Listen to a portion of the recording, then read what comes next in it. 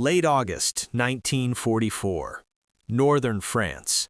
The morning air hangs low over a hedgerow-lined road, heavy with dust and exhaust. Somewhere beyond the trees, engines grow louder, not deep and deliberate like a panther, but higher-pitched, faster, closer. A German Panzer crew waits in concealment. Veterans. They have faced British armor in Africa, Soviet steel on the Eastern Front. They know the silhouettes of enemy tanks by instinct. When the first American Shermans appear through the gaps in the foliage, there is no urgency, no alarm. A Sherman is thin-skinned, undergunned, too tall. So they were taught, so they believed. The gunner adjusts his sight calmly. One well-placed shot will do, then another. The commander scans the road, expecting the usual hesitation, the pause that follows loss. It does not come. Instead, more Shermans roll forward, then more still, from multiple directions, their turrets already traversing, engines revving, antennas flexing as radios crackle with orders passed instantly from tank to tank. The German crew fires, and then the road fills with steel. What unfolds next is not a duel, it is something far more dangerous. And in that moment, German armored confidence, built over years of battlefield dominance, begins to fracture under a force they had underestimated. Because the Sherman was never meant to fight alone. And that realization leads directly into how the world arrived at this battlefield. By the time American tanks rolled into France in the summer of 1944, German armored doctrine had already been shaped by nearly 5 years of war and by early, devastating success. In September 1939, the world watched Poland collapse in weeks. German Panzer divisions moved faster than any army had before, not because their tanks were individually superior, but because they were used together. Armor, infantry, artillery, and aircraft acted as a single organism. Radios linked commanders to units in real time. Orders flowed forward, reports flowed back. The battlefield became fluid, and Germany mastered that fluidity before anyone else. Early German tanks were not monsters. The Panzer I and II were lightly armed and thinly armored, but they were plentiful, organized, and led with purpose. By 1940, as the invasion of France unfolded, the Panzer III and Panzer IV formed the backbone of German armored strength. These machines were designed with doctrine in mind. Each crew member had a specific task. Commanders commanded, gunners gunned, loaders loaded. Radios were standard, not optional. That detail mattered. German armored doctrine emphasized initiative. Junior officers were trained to act independently once the objective was understood. If communications broke, momentum was still expected.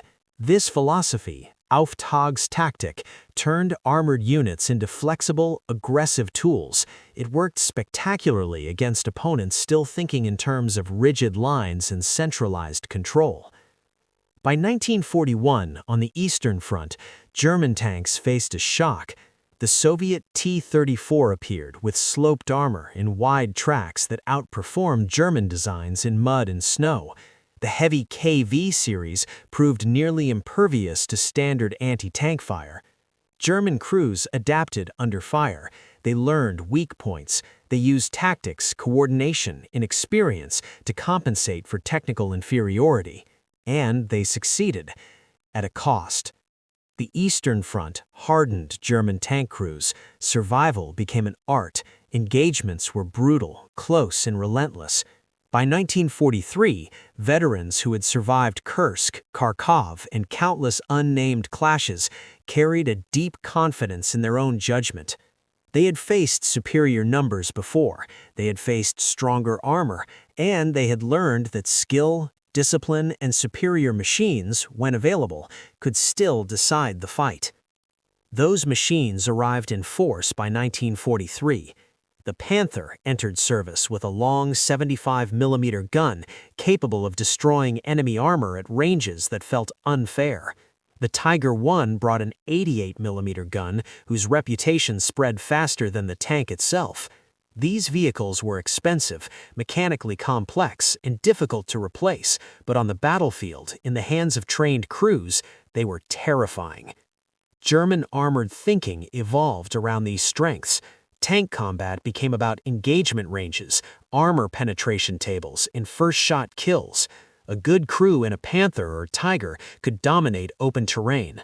Enemy tanks were evaluated individually, their silhouettes studied, their weaknesses memorized. By late 1943, reports from Italy and training assessments from France described a new American tank appearing in numbers, the M4 Sherman. German crews noted it immediately. The Sherman was tall, its armor was comparatively thin, its early versions carried a 75mm gun that struggled against Panther frontal armor. In testing and early encounters, it burned readily when penetrated. German gunners joked that it was easy to spot, easy to hit.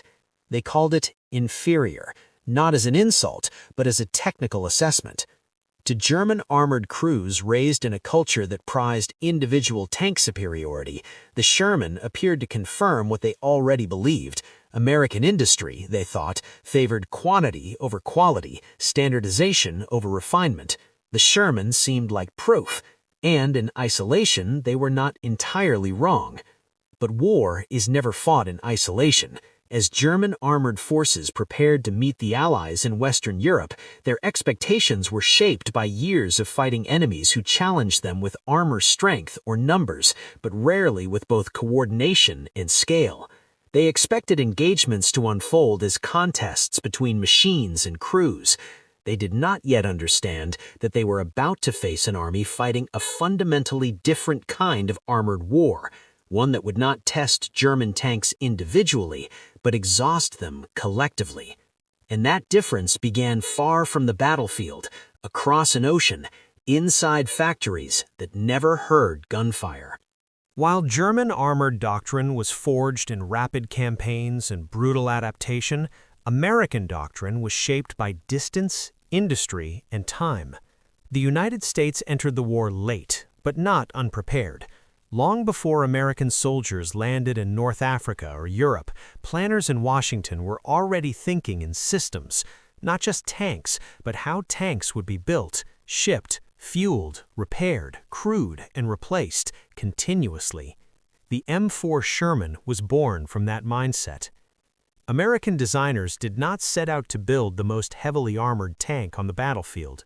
They aimed to build a tank that could be produced quickly, maintained easily, and used by crews with limited combat experience. Reliability mattered more than raw power. Interchangeable parts mattered more than perfect armor geometry. If a tank broke down, it had to be fixed in the field. If it was destroyed, another had to arrive without delay. By 1942, the Sherman entered mass production.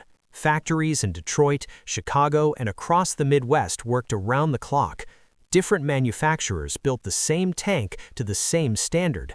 By war's end, nearly 50,000 Shermans would be produced, more than all German tank types combined. The design reflected compromise. The Sherman's armor was sufficient against most early war threats, but it was not meant to trade shots with heavy tanks head-on. Its 75mm gun was effective against infantry, fortifications, and lighter vehicles. Later variants improved firepower, but even then, American doctrine did not expect Shermans to seek tank duels as a first option. Instead, they were to fight as part of a combined force. American armored divisions were structured differently from German Panzer divisions. They emphasized flexibility and mutual support.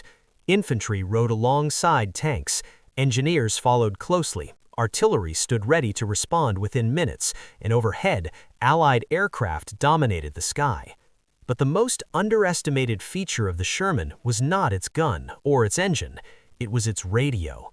Every Sherman carried one, not just for commanders, but integrated into daily operation. Crews trained with radios from the beginning. Orders were brief, clear, immediate.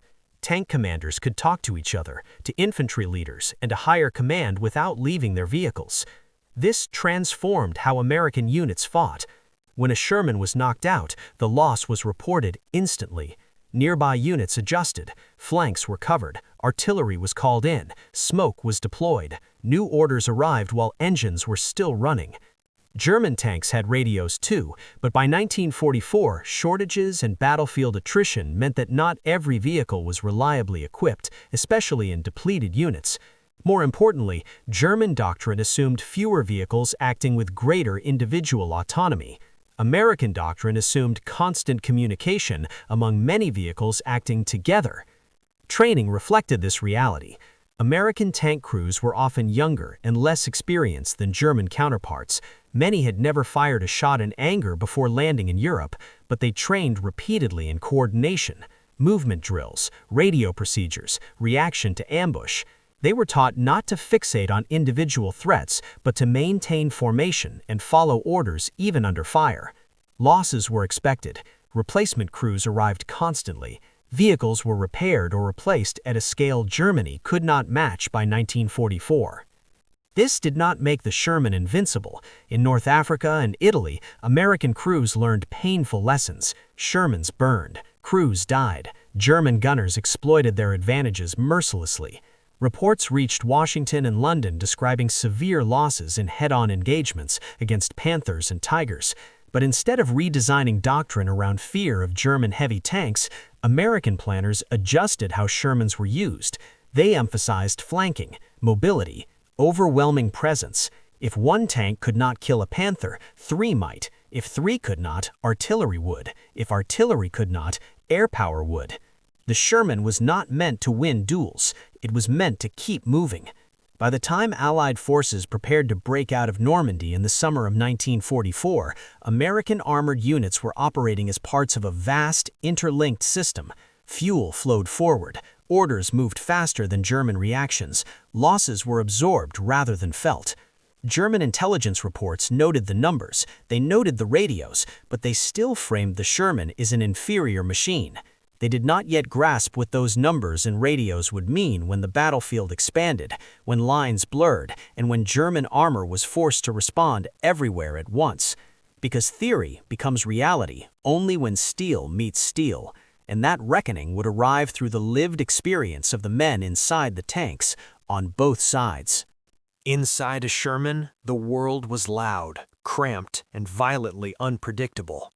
American tank crews were not the hardened veterans German units often faced. Many were barely out of training when they entered combat. The smell of fuel and oil clung to their uniforms. The interior rang with the metallic echo of the engine and the constant crackle of radio traffic. Fear was not hidden, it was managed. German crews noticed this immediately. They saw American tanks advance aggressively, sometimes recklessly. To experienced German gunners, it looked like inexperience, poor positioning, exposed flanks, movements that ignored textbook armored tactics. But those movements were not random. American crews were trained to keep moving forward unless ordered otherwise. When a tank was hit, nearby vehicles did not withdraw in confusion. They shifted, covered the gap, pressed on. Replacement tanks often arrived within hours, crewed by men who accepted that survival depended on staying with the formation, not retreating alone. German crews, by contrast, carried years of survival behind them. They were fewer in number. Every tank mattered. Every loss reduced combat power permanently. They fought cautiously, conserving ammunition and positioning for maximum effect. When they destroyed a Sherman, they expected momentum to slow. It rarely did. The psychological contrast widened with every engagement. American crews measured success in terrain gained and orders completed. German crews measured success in enemy tanks destroyed. Both were logical metrics, but only one aligned with the strategic reality of 1944. As losses mounted, German veterans began to notice something unsettling. The faces inside the advancing tanks changed, but the pressure did not. The same formations returned, the same radio coordination, the same relentless pace. Human endurance, on the American side, was not about individual survival. It was about rotation, replacement, and persistence. And persistence changes the nature of fear. On paper, the Sherman was inferior to many German tanks. Its frontal armor could be penetrated by Panther guns at long range. Its standard 75mm guns struggled against heavy armor. Early versions were vulnerable to catastrophic fires when ammunition ignited. German crews knew these facts. They trained with them. Engagement tables were memorized, ranges calculated. A Sherman in the open was a solvable problem. But technology does not exist in isolation. The Sherman was mechanically reliable. It started in cold weather. It crossed long distances without breaking down. When it did fail, parts were standardized and plentiful.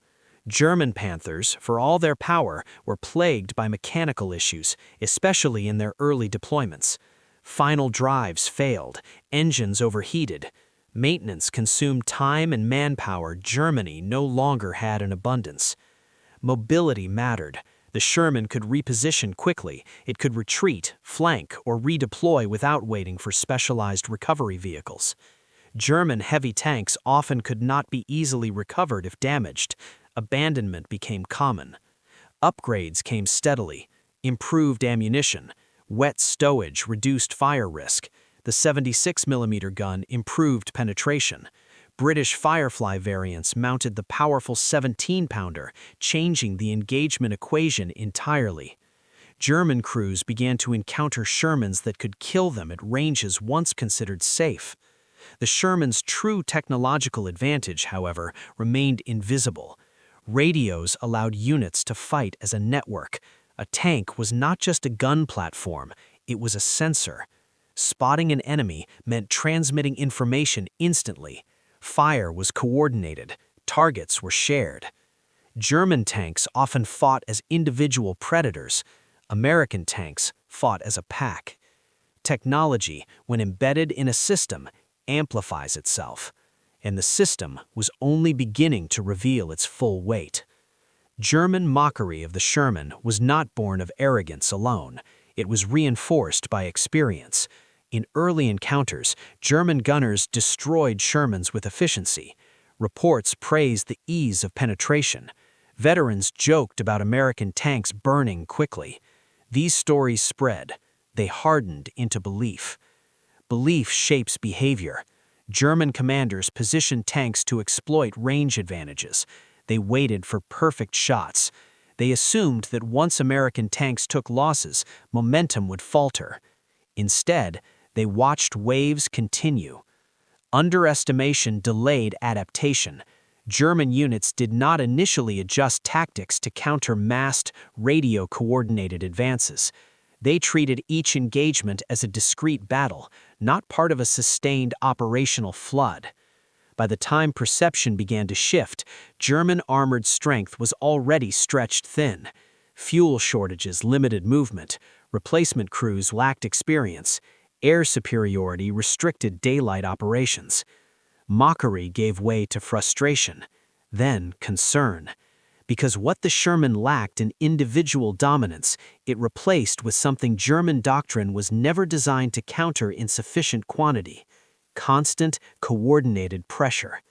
And that pressure would soon reach a level where tactical skill alone could no longer contain it. The angles converged not in theory, but in action, when repeated encounters transform belief into realization. And that realization arrives at the point where German armored lines begin to bend. American armored tactics in 1944 were built around momentum. When Shermans advanced, they rarely did so alone. Even in narrow terrain, units moved in depth. Lead tanks probed, flanking elements sought angles, infantry followed closely, clearing threats that tanks could not see. When resistance stiffened, the response was not hesitation, but expansion. More units committed, more axes of advance opened. German tanks, trained for deliberate engagement, struggled against this fluidity. A Panther positioned to dominate one road might suddenly find its flanks threatened by Shermans appearing through hedgerows or villages. Even if it destroyed several, the remaining tanks maneuvered, marking its position, calling for support. Smoke became a weapon. American units deployed it liberally, obscuring German optics and forcing repositioning. Artillery, tightly integrated with armored units, responded quickly. German tanks were pinned, suppressed, or forced to withdraw without being destroyed. The goal was not always annihilation, it was displacement. Each time a German tank was forced to move, it risked breakdown. Each reposition burned fuel Germany could not replace. Each delay bought time for additional American units to arrive. Pressure accumulated, not through brilliance, but through persistence. Radios reshaped the battlefield in ways German doctrine had once pioneered, but now struggled to match. American tank commanders operated in constant communication. A platoon leader could redirect movement instantly. Battalion commanders tracked engagements in real time. When a German tank was spotted, its coordinates spread rapidly across the net. This allowed for synchronized action. One Sherman drew fire, another maneuvered, and a third called in artillery. Infantry adjusted positions without guesswork. The battlefield became transparent to those who could communicate. German units, facing equipment shortages and disrupted command structures, increasingly relied on visual signals, messengers, or prearranged plans. Under Allied air pressure and artillery fire, these methods slowed response time. Delay was deadly. American radios turned individual losses into collective advantage. Each destroyed Sherman became information. Each ambush revealed German positions. The system learned faster than German units could adapt. By late summer 1944, German after-action reports began to mention American coordination with increasing unease. The tanks themselves were no longer the primary concern. It was how quickly they reacted and how little hesitation they showed after taking losses. Command cohesion eroded under constant pressure. German tank crews did not change their opinions overnight. The Sherman remained inferior in direct comparison. That assessment stayed largely true.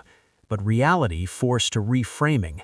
The threat was no longer the individual American tank. It was the cumulative effect of many acting together, supported by overwhelming resources. Reports from France described engagements where German units destroyed dozens of Shermans, only to be forced back regardless. Fuel shortages prevented pursuit. Air attacks punished movement. Repairs lagged behind losses. German commanders began to warn that enemy armor could not be stopped by tank kills alone. They emphasized delaying actions, ambushes, and withdrawals, tactics that conceded ground by necessity. The psychological shift was profound. German crews, once hunters, became defenders. They waited for attacks they could hear coming long before they could see them. Engine noise multiplied, radio chatter filled the air, antennas appeared everywhere. Mockery disappeared. What replaced it was recognition, too late to reverse the strategic imbalance. The Sherman, as a machine, remained flawed, but as part of an industrial and operational system, it had become unstoppable. And systems do not break all at once. They fail at a specific moment when accumulated pressure exceeds the ability to respond. That moment was approaching. The angles collapse into a single reality on the battlefield, where theory dissolves under fire and the war reaches a decisive point. July 1944. Normandy. The Bocage country does not favor tanks. Thick hedgerows rise like walls. Narrow lanes funnel movement. Visibility is measured in meters, not kilometers. For German defenders, it is ideal terrain, perfect for ambush, for short-range kills, for forcing American armor into predictable paths. German tank crews wait patiently. Panthers and Panzer IVs sit hull down behind hedges. Tigers anchor key roads. Infantry with anti-tank weapons hide in the shadows. The plan is simple. Destroy the lead Shermans, block the road, and bleed the advance until it stops. At first, it works. Shermans are hit at close range, turrets are blown apart, crews bail out or are lost inside burning hulls. German gunners count kills. They report success. The Bocage claims American tanks one by one. But the advance does not stop. American units respond not with retreat, but adaptation. Engineers fit tanks with hedgerow cutters, crude steel prongs welded onto the hulls. Shermans begin punching through hedges instead of funneling down roads. New angles of approach appear overnight. Radio traffic intensifies. Units report breakthroughs. Gaps are exploited immediately. German positions that were secure at dawn are threatened by afternoon. The battlefield expands. On July 25th, Operation Cobra begins. Allied aircraft pound German lines with overwhelming force. Roads, command posts, and armored reserves are shattered from the air. Survivors emerge disoriented. Communications are disrupted. When American armor advances, it does so into a defense already weakened. Shermans roll forward in depth, not in isolated thrusts, but across a widening front.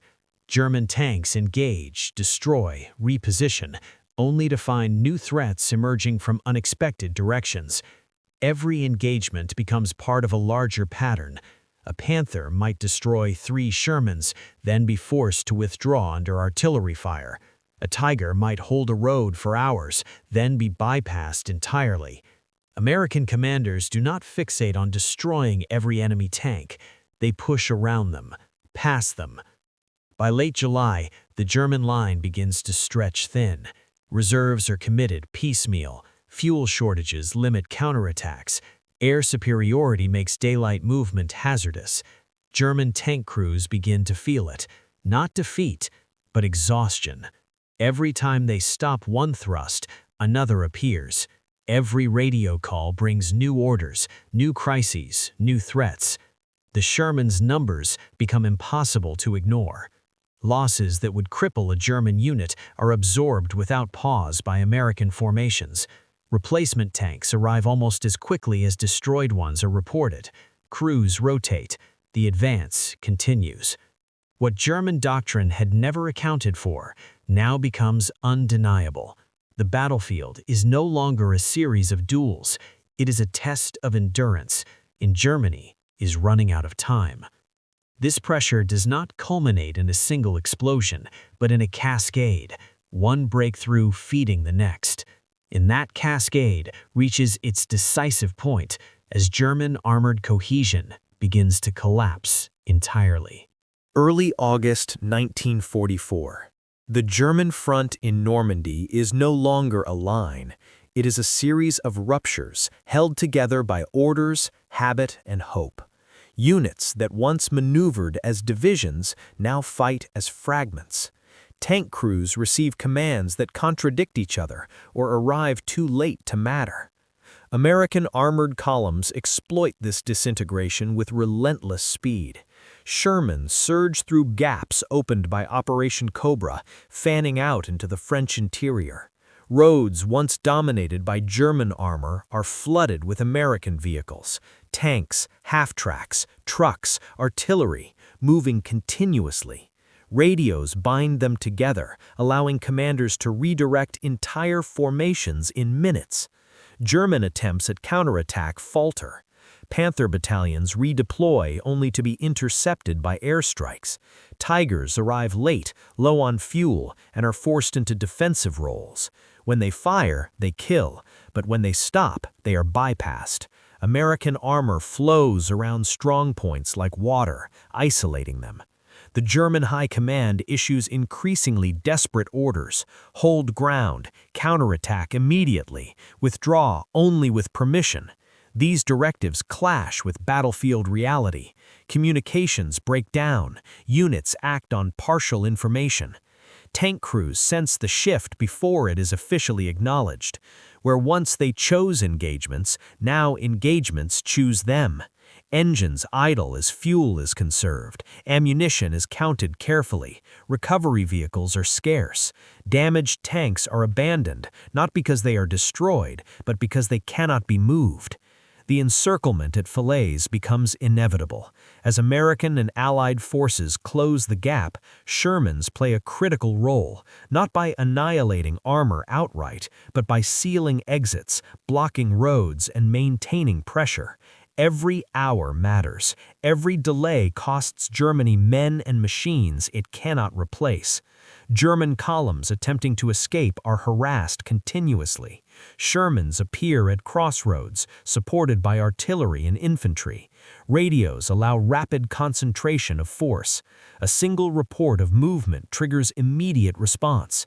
Inside the pocket, German tank crews fight their way out or destroy their own vehicles to prevent capture. The psychological toll is immense. Years of confidence erode in days. By mid-August, the German armored force in Normandy is shattered, not because the Sherman proved superior in the direct contest, but because it never fought alone. It fought as part of a system that multiplied its presence, absorbed losses, and denied German units the time and space they needed to recover. When the remnants of German forces retreat eastward, they do so with a new understanding. The Sherman is no longer mocked. It is feared, not for what it is, but for what it represents. And that realization reshapes the remainder of the war in Western Europe.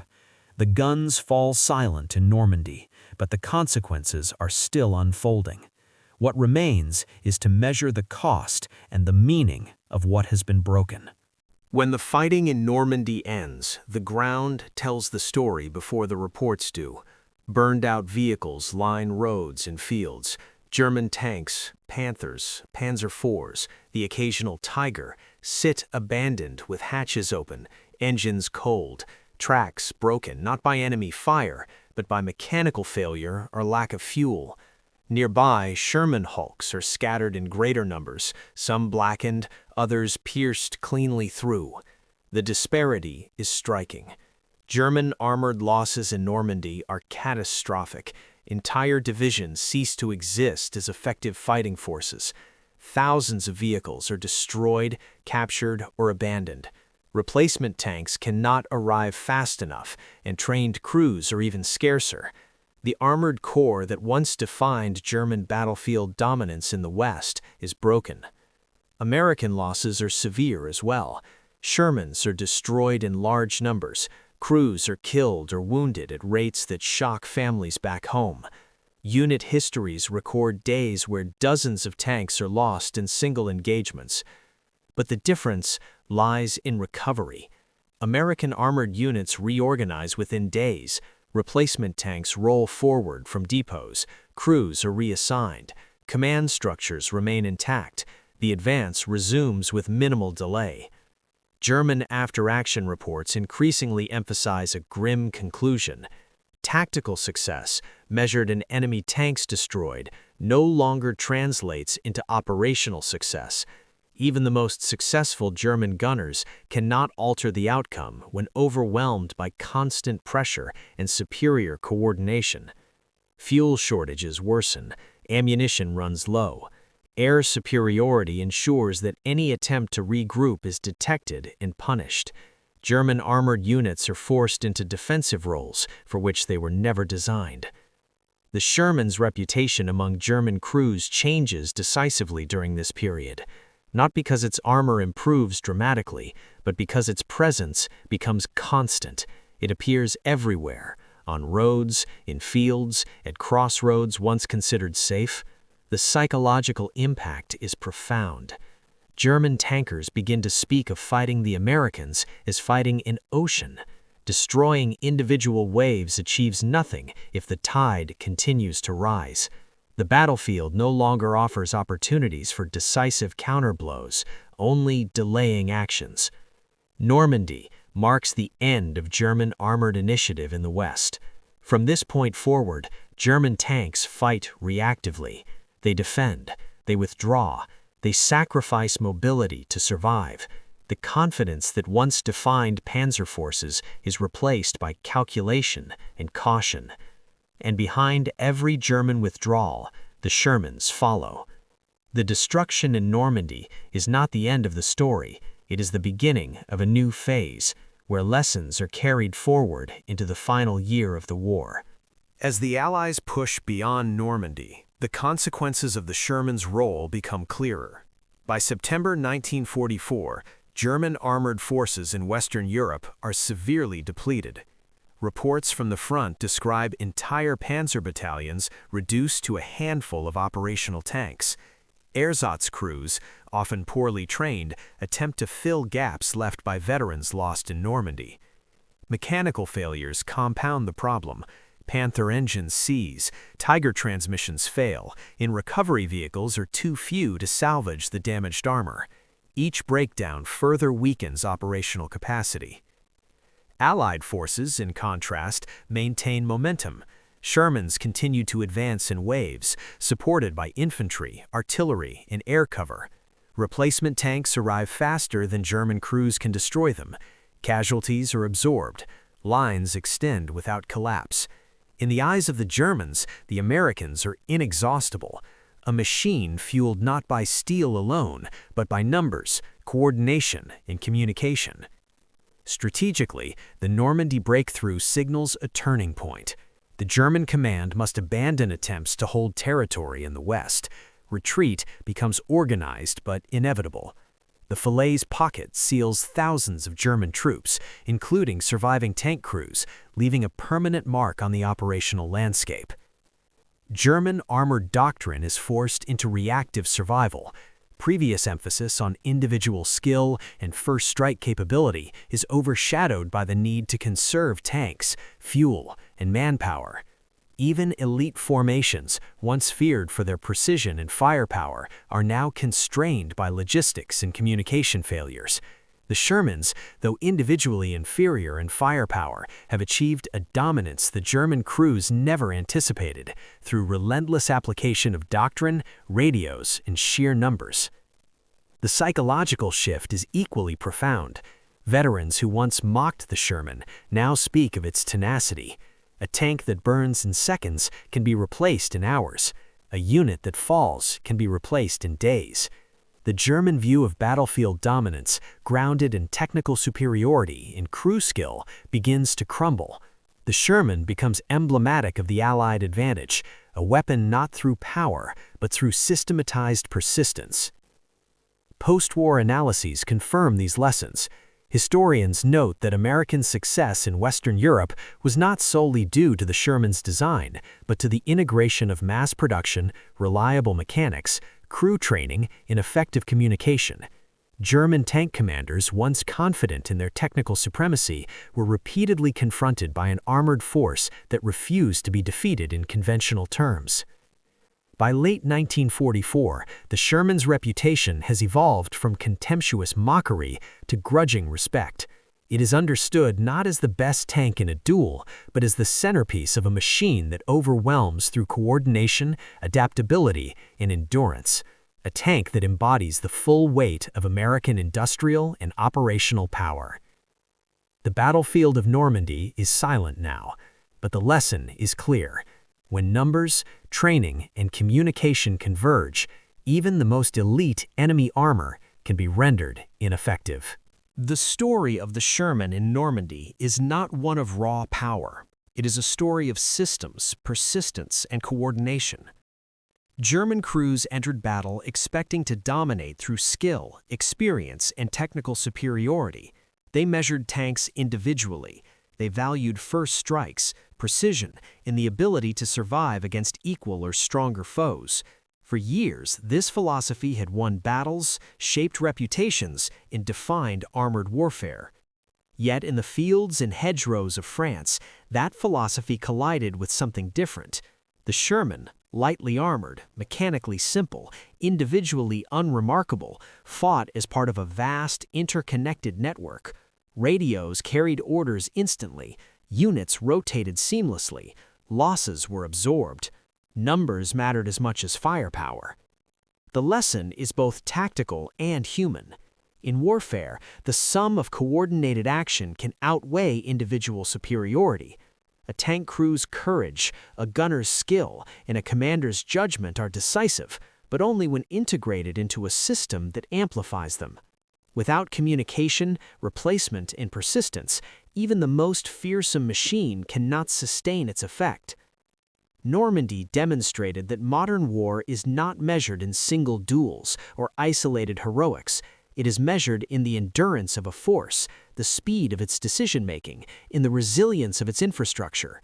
The Sherman became a symbol of that reality, not a singular titan, but a relentless wave that reshaped the battlefield simply by continuing to advance. In the end, the story of the Sherman and the German armored response is a story of adaptation in perception. Machines, doctrine, and people intersect. Confidence and mockery give way to respect and fear. Numbers, technology, and communication can overturn expectations built over years of experience. And perhaps the quietest truth of all is this: victory in war often belongs less to the strongest and more to the system that refuses to stop moving.